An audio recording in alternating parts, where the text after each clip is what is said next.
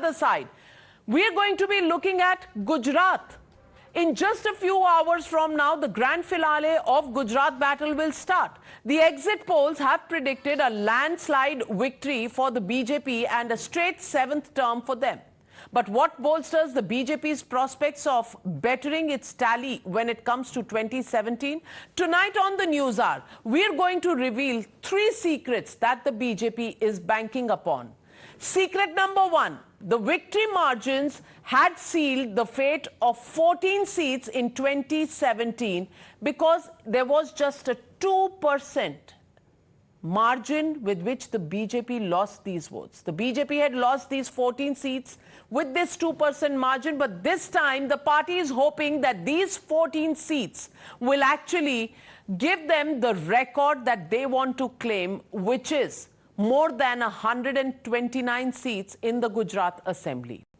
That's secret number 1. And with a triangular fight where the Aam Admi Party is eating into the Congress's votes and the opposition votes are getting divided, will this actually become a reality? Let's take a look at Dhanera. BJP lost by 1.2%.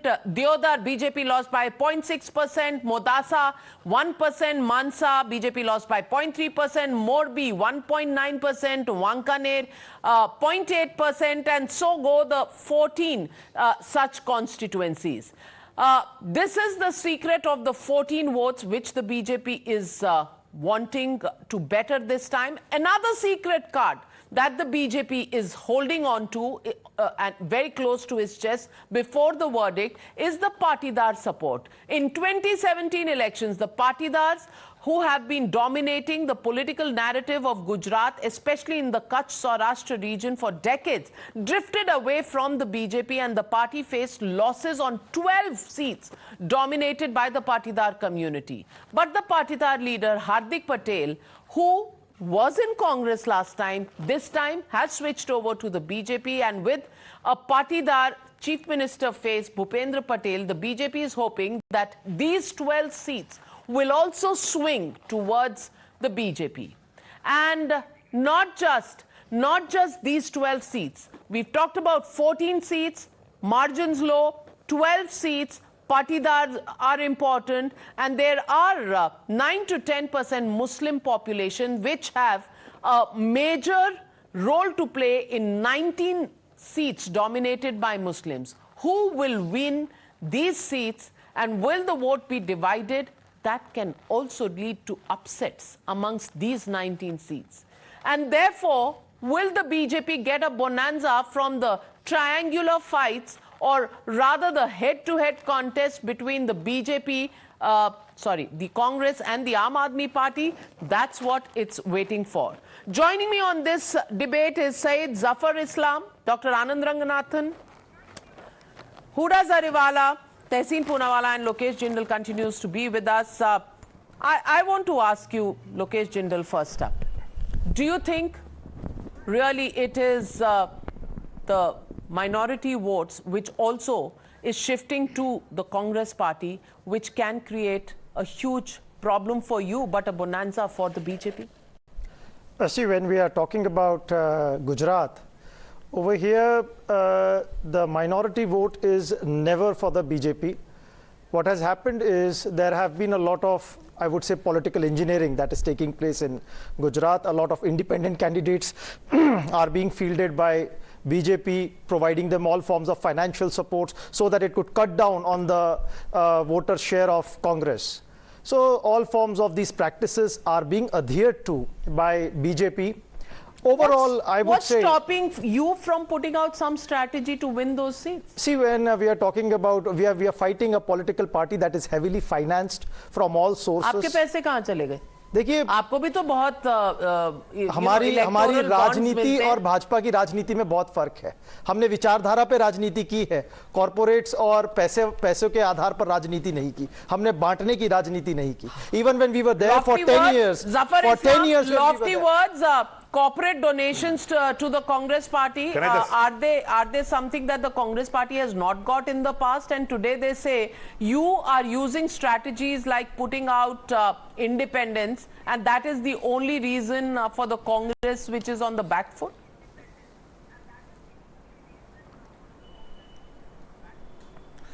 Well, they know they are staring a defeat which they have never tested in the past. Because this time we are going to win more than 150 seats. It will be a record-breaking result for us, and it will be a heart-breaking result for Congress party. They are pretty sure about it. That's why they are making this kind of excuses, and I'm sure, and I know, I understand that when you have nothing to say, well, when you have nothing to say, you will make these kind of excuses. But we know for sure that we have the support and the confidence of the people of Gujarat. They have given us Ashirwad. They admire the Honorable Prime Minister. They admire the Honorable Home Minister. They admire the entire leadership of Bharatiya Janata Party because. Sir, do you know the reality of Gujarat? Let me show you the picture. Lived up to their expectations. In the entire Saurashtra region. Let me get in Dr. Anand Ranganathan. You will see it tomorrow. Don't worry about it. या picture तो कल होगी आज तो थोड़ा एक आईना तो दिखा दूं आपको आप अपना आईना देखिए जिसपे धूल है so are you making noises, isn't it? Well let me get in Dr. Anand Ranganathan. Tomorrow you will have nothing but to see your face in the mirror. Well, Dr. Anand Ranganathan, last time the Congress party was at 77 and the BJP was at 99. People of Gujarat gave the Congress a chance last time and wanted probably to see their performance so that maybe in the next election, things could have changed. But look at the way the Congress party has totally disintegrated. They're not even present on the ground. The senior leaders don't even go to campaign, and Mallikarjun Kharge goes and calls the Prime Minister all sorts of names. Auqat dikha denge, Ravan hai, jhooton ke sardar, and damages, I think, the Congress party. At least that's what the exit poll says. I want to ask you, will people of Gujarat anymore take the Congress party seriously, or will they want to go lock, stock and barrel with an opposition party like the Aam Admi Party? Two things, Navika. Number one, I totally agree with Tehseen, even though he said it in the previous debate. The problems with the Congress, and I'm sorry, but my good friend Mr. Jindal is behaving like an ostrich. This, often used trope that Narendra Modi and BJP are anti-Muslim. I'm sorry, it doesn't work anymore. And why Last was elections, they were... Now, Lokesh, now please, I did not interrupt you. Please. I go by data. I go by science. You go by Scientology. So please have the patience. Please listen to me. Navika, no living Prime Minister has done as much for Muslims as Narendra Modi has. He has done more for Muslims than he has for Hindus, and I can back it with data. If you look at the number of scholarships provided, if you look at the number of public sector jobs provided, if you look at the number of skills provided, skill sets in housing, everything, Muslims have garnered more share than Hindus, disproportionate to their own population. Now, let us look at Gujarat. Last time around, there were 30 seats, and the BJP spokesman will back me out on that. 12 out of those, Muslim majority actually went to BJP.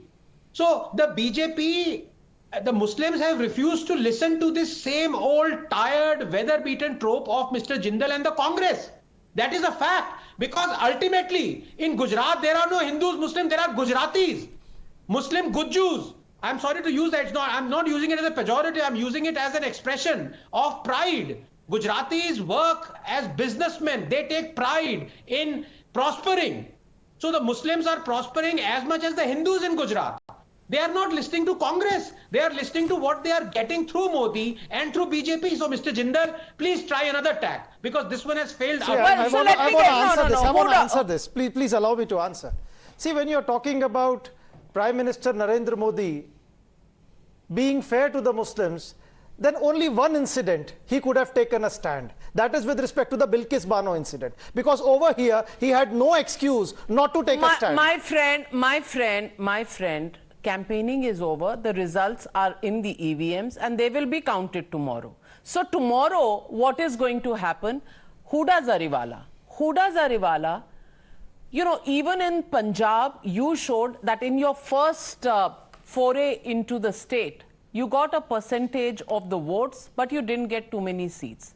Do you think this time around, it's percentage of votes that you're looking at and the seats will possibly come the next time? Or do you think, apart from the bravado, the 92 seats, likh ke rakh lo, mere jeb mein hai, actually was more bravado than actual political science? Much for the question. at this time around, Aam Admi Party is looking into a little bit of both the factors that you've mentioned, but more so to the anti-incumbency factor of the BJP for 27 years in Gujarat, where the people have seen absolutely no development of any kind.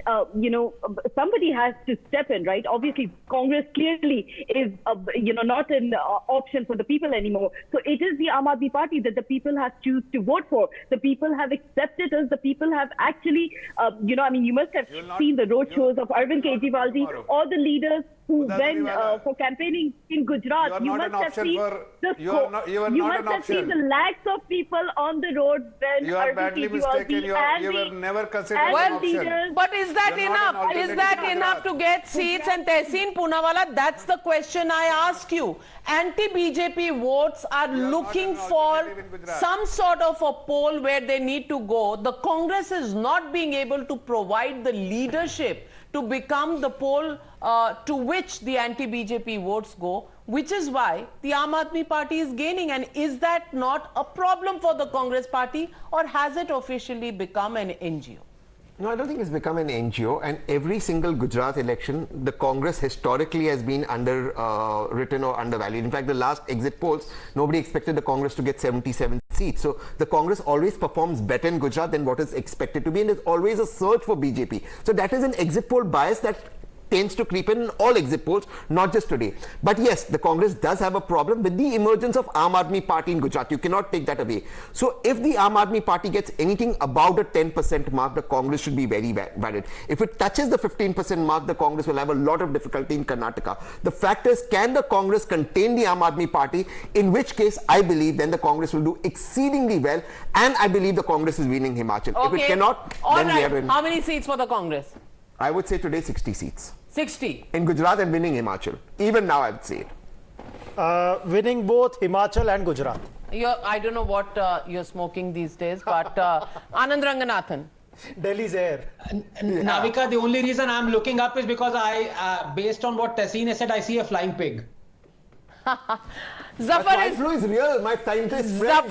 Zafar is real. Zafar Islam. And you'll have to get a vaccine. Do you think this will have an impact on national elections, the results of tomorrow's state elections?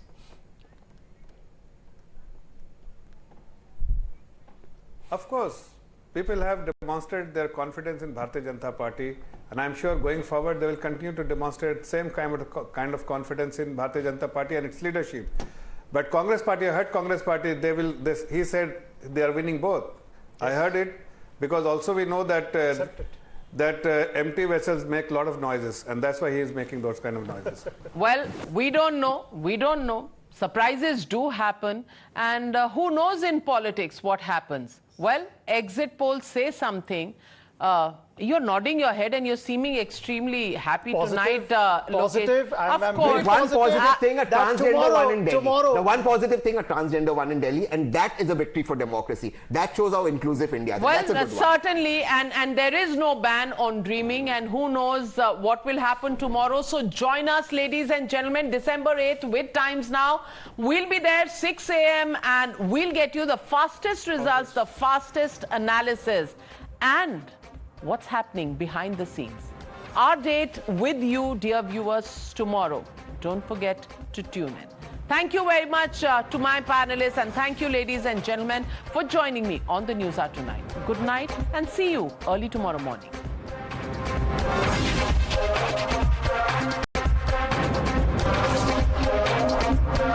You were watching the News